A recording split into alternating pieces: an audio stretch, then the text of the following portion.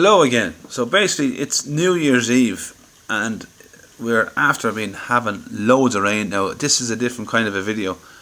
I'm actually sitting home here now at the stove while I'm looking at a video that I made earlier on. What happened was the water got into my pocket and drowned the phone, and the phone didn't pick up my voice at all. So I was there talking away to myself, and when I came home to look at the video to post it, I couldn't hear myself. So I'm after been rooting at an app here I have on my phone, and I'm going to try and see now, can I actually look at the video back and talk and explain exactly what I was on about that time. So the comfort of the house here now, I'm at the stove here now on New Year's Eve.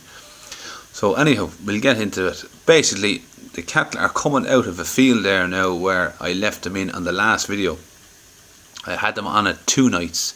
They were on the near half there. See, there's me pointing to it now. They were on the near half for 1 day, and then the far side then for another 24 hours.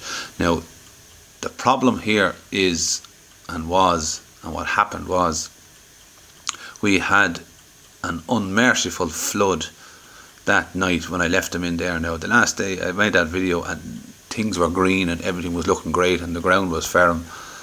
But it literally did not stop raining for 10 hours and it dumped the whole Atlantic Ocean down top of us. So the cattle did make a mess. They did a lot of tramping up around the back of the hedge. And you can see here now, I'm after walking in. I think also what I was on about there is that I have to do a kind of a hairpin turn back down the lane. So it's a difficult move with cattle when you let them out onto a road that they have to come back on themselves. So I had to go in there now to move them out, and also I had thrown little bits of hay on the ground the first day because, to be honest, I went in with the quad and I was getting bogged down. A right mess. So I'm going to get the cattle out of there now and go up the way a bit. But if you look at the ground there now and you can see the puddle and the harm that I've done. The good news is it was 1 24-hour period that the cattle were on it. It now has as long as it needs to repair. So the repair has already begun. Now I find the wetter a field is, the quicker it repairs. So I made a right mess there now, as you can see. But the cattle are off it. I made a small mistake. It's not like I left the cattle on the whole farm for the whole winter and destroyed everything. So it was one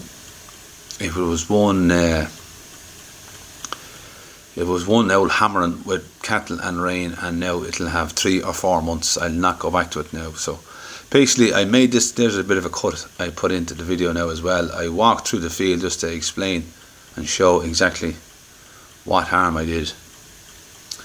So you can see there now that all them holes are already filled with rain and water. So the repair has already begun. It's a little bit like a cut on your hand. If you keep picking the scab, picking, you'll scar the ground. But that to me there now is just one cut. So the land is a little bit like skin. It'll repair if it's allowed to and given that bit of time. Now obviously I don't recommend putting cattle into a place like that. It was a mistake. It just happened to be the wrong time at the wrong place at the wrong time. So I think what I did there now is I put down a post and marked that bit of ground there with a plastic post that I can then look back to this video in a couple of months' time and see what the ground looks like. So that's basically what I was on about there.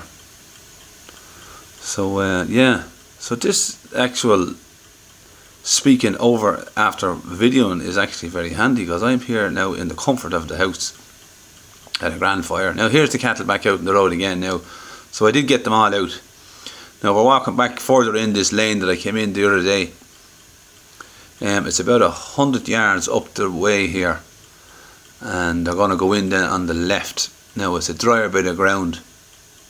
There is a lower spot to it with rushes growing on it, but once they have a place that they can bed down for the night that's middling dry, I'm happy enough. Now I don't expect that they'll do anywhere near the same kind of poaching as the last place.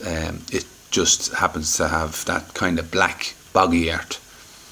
This other place now that I'm going to show up here now on the left is that bit drier, yeah. So yeah, so we're New Year's Eve now, and tomorrow now, New Year's Day, we're into January. Mentally now it feels a bit better now to be another big milestone. So my nerves were gone now, to be honest with you. That night I woke up at 4 o'clock in the morning and I could hear the rain flooding, and all I could think was my cattle are out in that, and oh my God. But to be honest with you, they did plough up the ground, but they were in good enough spirits and good enough form when I came up to move them. So there we are now. That's the lower side of the field they're going into. Now it is rushy, but as they go in this gate up here now, you'll see that the higher bit is dry. So I'm happy to get them in there now. So I haven't done yet, but what I'm going to do is now, what time are you now? That was this morning, that video.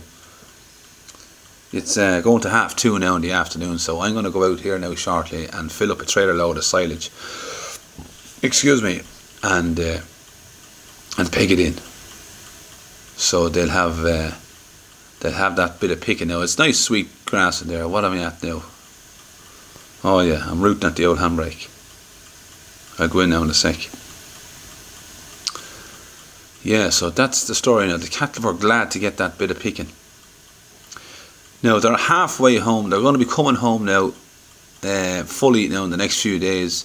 And I'm going to have to do something, I think, with the... there's a couple of cows there now, a little bit under pressure, and they're both first calf heifers.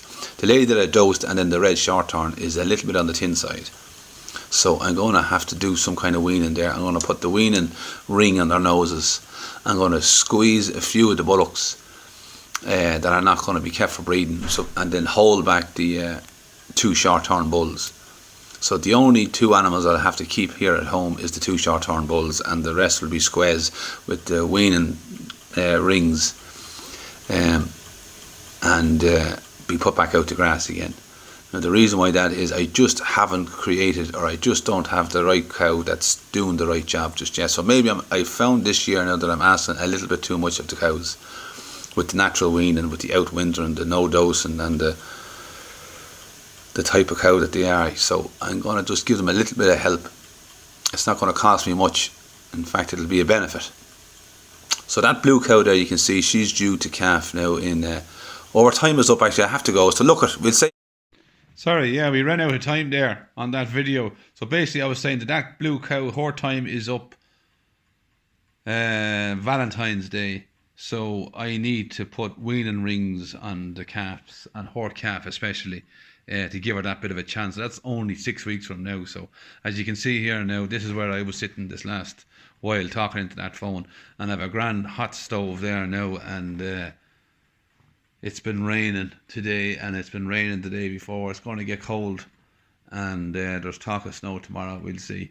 So this is the situation at the minute, and I'm going to go out now and give them that couple of loads of silage, and I'll come back and I'll keep that fire going. So for now, I'll say Happy New Year, actually, because we're New Year's Eve, and I'll see you next year, and I'll chat next year, and that's the job. So for now, I'll say good luck and goodbye.